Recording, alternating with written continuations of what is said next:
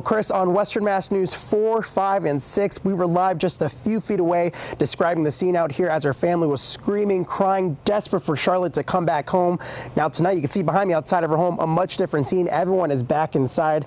Well, Chris and Jordan, literally as we come on there, we just got some new information on this fire, but I want to start by letting you know where this fire is taking place or where it was taking place. I'm standing on Dickinson Street. To my right is the Holy Name Church, and about a quarter mile up is the X. That is a busy intersection here in Springfield. Officer Delmorter, some people have some concerns in the public that you said no clear evidence of intoxication. Do you have any comment? Not to you, James, no. You just said during that hearing that he was off balance. Does that seem to you a sign of intoxication? James, I have no comment. His brother is unaccounted for and was scheduled to fly on that plane earlier this morning. He tells me that his brother has not answered any calls and that his car is still parked at the location that passengers were told to park. And as a result, state police detectives have asked them for dental records on his brother as they work to locate and identify him. There was a number of people here. They had the hoses still going off. But then we got the news that this was a fatal fire, and that at that point they actually put up all this crime tape. They moved everyone out of here, including the media. And we also seen officers that have been going inside that apartment building with shields and with guns drawn. Social media played a huge role yesterday in trying to find 11-year-old Charlotte Mosia. Amanda Disley of Springfield tells me that she saw the post like this one on Facebook, but when she saw that she was kicking and screaming and was forced into the car, she knew she had to do something to help. She just never expected to be in the right place at the right time so that could happen. Amanda Disley and her husband, Benny Correa, were just picking up dinner Wednesday night, all while reports spread of the abduction that happened on Amherst Street.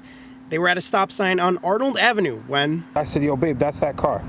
That's that car. I seen that car. You showed me that car. That's the car. To make sure they weren't mistaken, Amanda quickly pulled up a picture of the suspected car she saw on Facebook. That's when they took a right onto Boston Road and began to follow it. Car was dark, at least 5% tint. When I seen it, I knew it was the car. So I pulled up against it when I got up to Harvey Street, and I flashed my high beams. The guy pulls up his hood and covers his face. Started to dart up Harvey Street, and I darted right behind him. Springfield, where you are. They're turning down streets trying to avoid me. In this exclusive video given to us by the couple, you can see that they follow behind him while on the phone with 911. My husband reversed on the main road. Right onto the main road. We blocked him. To block him in. He jumped over a curb, and that's when the high beams flashed right into his driver, and I saw his complete face. He threw the hood back over his face, and I saw someone in the back seat pushing someone down. And that's when we were like, It's him, it's him, it's him. No, this is a blue Honda Civic, and they're doing 100 miles an hour right now. When he noticed that we were really chasing him when he did all the side streets, he just started blowing through every single red light, and my husband blew through every single red light with him. The couple not giving up and refused to let the suspect get away. He just blew through the red lights. He's blowing through red lights. He's blowing through red lights. Amanda and Benny never expecting to be in that position with their own 5 kids in the car, but they knew that in the one they were chasing, it was possibly life or death for another child. I feel relieved that we didn't chase the wrong person, and I feel relieved that my husband stepped up and that we got the plates, because the plates led to them finding him on the highway because there was no notice of any plates. The two praised police for their response because as they were chasing the suspect, they ran out of gas. And their car took a beating, now dealing with damage they were never anticipating. We blew our suspension. Our tire. I hit some dirt. I almost killed me and my kids because I jumped in front of cars and blew through red lights. And yeah, we ate a lot of dirt, as you can see. I wasn't thinking about that. I played it safe. I looked both ways before I crossed the street. I made sure there was no cars coming before I ate the red, and I was on them. Hours later, and still trying to process what they just did has been difficult, they say, but they tell Western Mass News it's exactly what they hope anyone would have done when a child's life is at stake. It takes a village. It's a city. It's our city. We don't do that stuff around here. That's not how we play. There's zero tolerance for that. While yes, their car is now damaged, they say that's nothing considering the role they played in making sure 11-year-old Charlotte is back home with her family, safe. There's still good people in the world. Not all people are bad. Just play it safe and make sure you watch yourself at all times. The world is not what it used to be. James Villalobos, Western Mass News. Well, for a year now, we have returned to the Bailey's living room a number of times as we worked with them to try and figure out what happened to Achim. We did so again tonight as they reflected on the past year. They also shared with us their reaction to the mayor's decision to take action against the bar. As the search for Achim continued, billboards with his name, face, and reward began to appear all across. Hugh and Dorothy Bailey sit in their living room and watch the latest report regarding the disappearance of their son, the two still struggling till this day. It's just like an emptiness, you know, emptiness, a loneliness, and I just feel like sometimes I'm not even in my own body. Sometimes, you know, it's just very, very strange. For me, I still look up. Serious. I still stay up late at night. He does. The two hopeful this is all just a nightmare. When I hear the door open, I'm looking to see if it's him coming in the door. You know, and when I come, and sometimes when I go out and I come in, I'm looking to see if he's sitting in the couch like he always does, watching TV, you know. I walk by his room and he's not there. It's just very hard.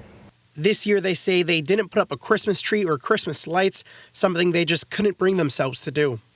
It's to the point where, you lose your child, it's like part of you is missing. Yeah. And missing to a sense where, for me, you feel like your heart is split in two. Half is with you, half is with you. The Bailey's still trying to find out what happened the night he went missing, but feels some relief after the mayor took action against the bar following an investigation by Western Mass News. I think that there's some amount of fairness to it, even though the time frame is a little bit less than a lot of us expected. Mm-hmm. But at the same token, I know they do have a business, and they have a business to run.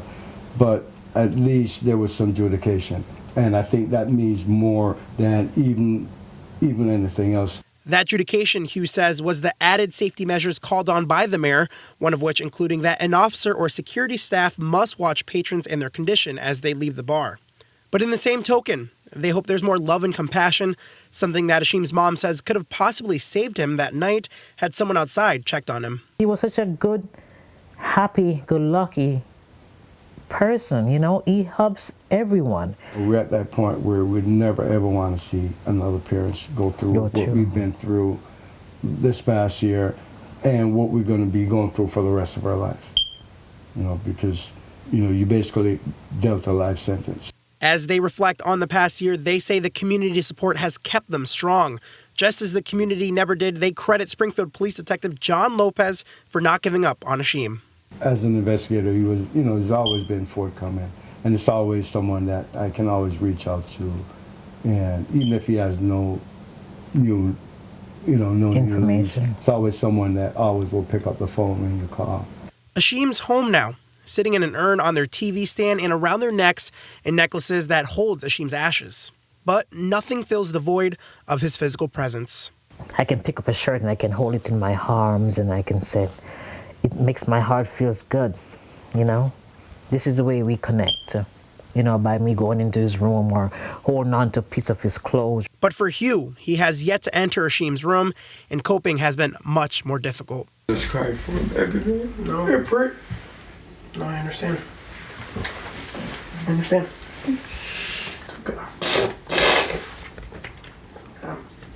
Praying, he says, not only for her soul, but also looking forward to the moment they're together again. Even if I be talking, I just be holding and hugging. For just embracing for a long time. Maybe I probably can't get any words out. Just embrace each other and I said, welcome. Welcome home, Papa. I'm right here now. We're together. Now I'm at peace. With God and you, Yeah. I'll be happy. He spoke only with us because he felt that it's important that everyone knows about his real-life hero. This is William Santiago's car totaled after crashing into a tree while getting off the Chestnut Street exit off of 291 in Springfield earlier this month. The brakes had kind of locked up. So at that point, I kind of realized, like, oh man, the car's not stopping. This is not good. William, who's 24, tells Western Mass News it was his day off and he was heading downtown to pay some bills when suddenly his car hydroplaned. I saw the impact about to happen. I kind of braced myself. And from there, it was just a quick blur. William was seriously injured but still conscious and could only use his elbows to try and crawl out. He says he began to lose consciousness when suddenly he saw a woman in the distance. I looked up at her and I was like, am I going to be okay? I want my mom. She says, honey, you don't have your mom right now, but I promise you have me. And she just really reassured me, kept me calm.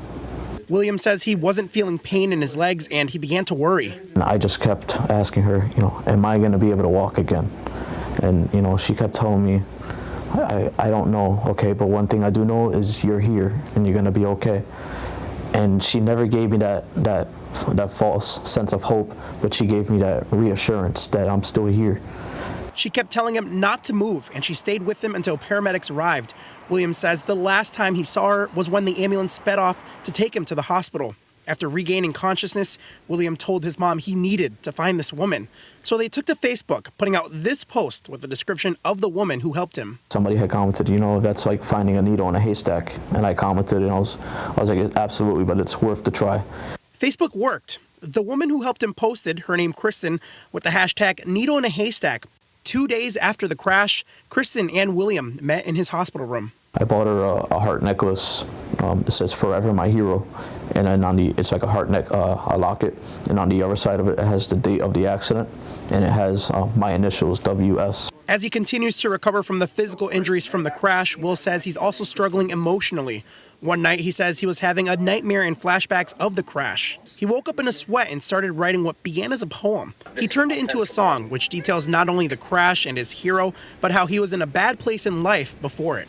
Anybody having a bad day, questioning, why things happening, can look at that video and look at that and hear that song, and know that to trust in your faith. There's a reason everything happens. And now with Kristen becoming a member of his family, he says he really wants her to know. You're my hero. Nobody stopped.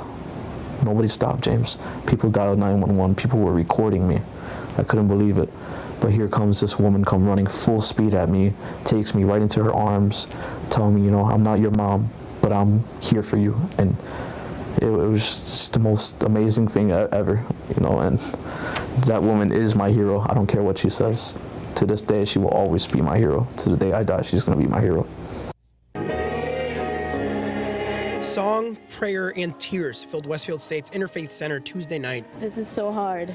I cannot even imagine what the family's going through. Amma Bigby went to high school with Achim and attended the vigil organized by Achim's friends on campus. The most important thing that we can do as a community is show compassion, to show great care and great love. So the students actually wanted to make sure that they had an opportunity to express their love and compassion for Achim and his family. Achim's family was at the service to hear both faculty and Achim's classmates share stories about him. This beautiful soul, this humble soul on campus, touched a lot of people's hearts. And so seeing the students react to the loss of someone so close to them made me become even more sensitive. He was loved. He was a sweet guy.